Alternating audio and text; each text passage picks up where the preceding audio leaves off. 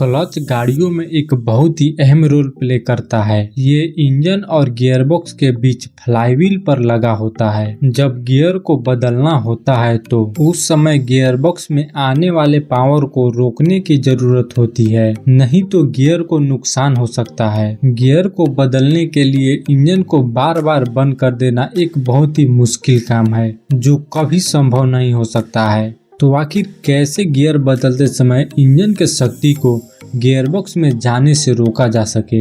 इसी क्रिया को करने के लिए क्लच प्लेट असेंबली का उपयोग किया जाता है। तो आइए इसे स्टेप बाय स्टेप समझते हैं। एक फ्लाईव्हील जो इंजन के क्रैंकशाफ्ट से जुड़ा होता है, ये इंजन के साथ घूमेगा। इसके बाद एक क्लच प्लेट होता है जो स्टील से बना होता है। इसके दोनों तरफ फ्रिक्शन मटेरियल लगी होती है।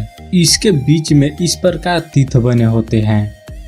ये गियरबॉक्स के इनपुट शाफ्ट पर इस प्रकार लगा होता है। क्लच प्लेट इस पर आगे और पीछे मूव करने के लिए स्वतंत्र होता है। ये क्लच प्लेट गियरबॉक्स से पूरी तरह से जुड़ा होता है। अब जैसे ही क्लच प्लेट को घुमाते हैं तो ये गियरबॉक्स में पावर ट्रांसमिट करने लगता है।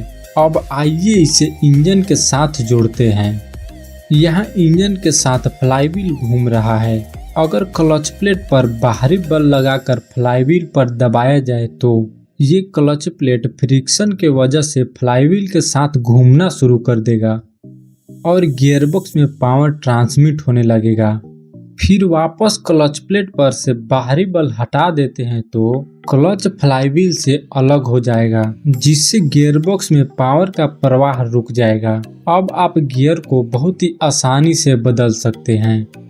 फिर वापस से क्लच प्लेट पर बाहरी बल लगाकर पावर को जोड़ सकते हैं। ऐसे पावर को जोड़ना और तोड़ना बहुत ही मुश्किल काम है। इसको सुलभ और आसान बनाने के लिए इसमें और कंपोनेंट जोड़े जाएंगे। बस आप ये देखिए कि चलते हुए इंजन से पावर को कैसे जोड़ा और तोड़ा जा रहा है। क्लच प्लेट पर बाहरी बल लगाने के लिए एक प्रेशर प्लेट का उपयोग किया जाता है। प्रेशर प्लेट को क्लच कवर से इस प्रकार जोड़ा जाता है। प्रेशर प्लेट पर दाब लगने पर ये आगे और पीछे मूव भी कर सकता है।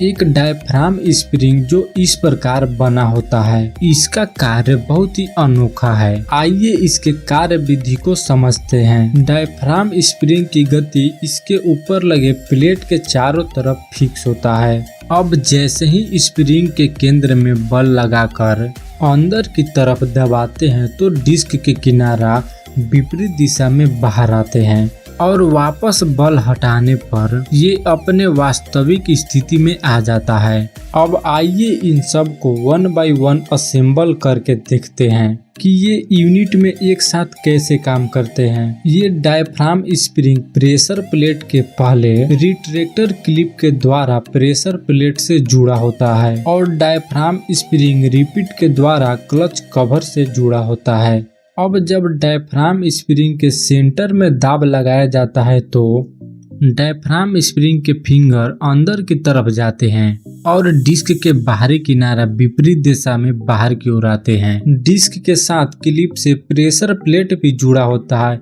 तो प्रेशर प्लेट भी मूव करता है। ये सारे फ्लाईव्हील पर बोल्ट के द्वारा फिक्स किए रहते हैं।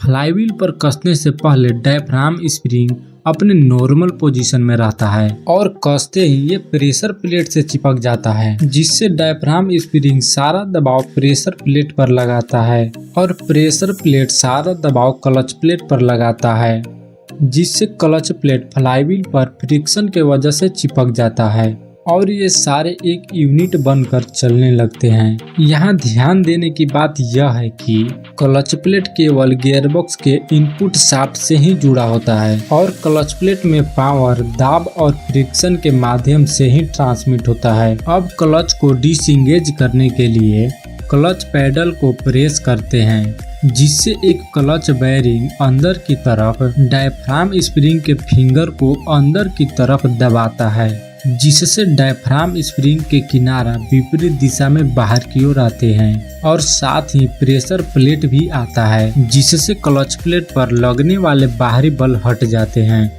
और क्लच प्लेट अब फ्री हो जाता है। अब गियरबॉक्स में पावर ट्रांसमिट होना बंद हो गया है। अब गियर को बहुत ही आसानी से बदला जा सकता है क्योंकि क्लच डिसएंगेज हो गए हैं। अब वापस से क्लच को इंगेज करने के लिए क्लच पेडल को धीरे धीरे रिलीज करते हैं तो डायफ्राम स्प्रिंग के फिंगर अपने नॉर्मल पोजीशन में आते हैं और डिस्क सारा दबाव प्रेशर प्लेट पे डालता है, जिससे प्रेशर प्लेट क्लच प्लेट को फ्लाईव्हील पर चिपका देता है और पावर ट्रांसमिट होने लगता है। तो ऐसे ही पावर को जोड़ा और तोड़ा जाता है। क्लच प्लेट में लगे इस स्प्रिंग को आप देखे होंगे। आइए समझते हैं आखिर इसका क्या काम होता है। इंजन के झटके या और भी ट्रांसमिशन में लगने वाले झटके को स्मूथ बनाने के लिए क्लच प्लेट में टॉर्सनल स्प्रिंग का प्रयोग किया जाता है। गियरबॉक्स के इनपुट शाफ्ट से स्प्लाइन हब जुड़ा होता है और रिटेनर प्लेट क्लच प्लेट पर फिक्स होता है। स्प्लाइन हब रिटेनर प्लेट के बीच में लगा होता है। ये इस प्रकार कुछ एंगल पर मूव कर सकता है। टॉर्सनल स्प्रिंग इस स्लॉट में लगे होते हैं। अब जब क्लच इंगेज होता है तो क्लच घूमता है, फिर स्प्रिंग पर फोर्स लगता है जिससे स्प्रिंग कंप्रेस होता है, तब जाकर स्प्रिंग हब को घुमाता है जिससे पावर ट्रांसमिट होने लगता है। ऐसे ही काम करते हैं क्लच प्लेट। तो आपको क्लच प्लेट का कार्य प्रणाली कैसा लगा आप कमेंट बॉक्स में जरूर बताइए और वीडियो देखने के लिए धन्यवाद।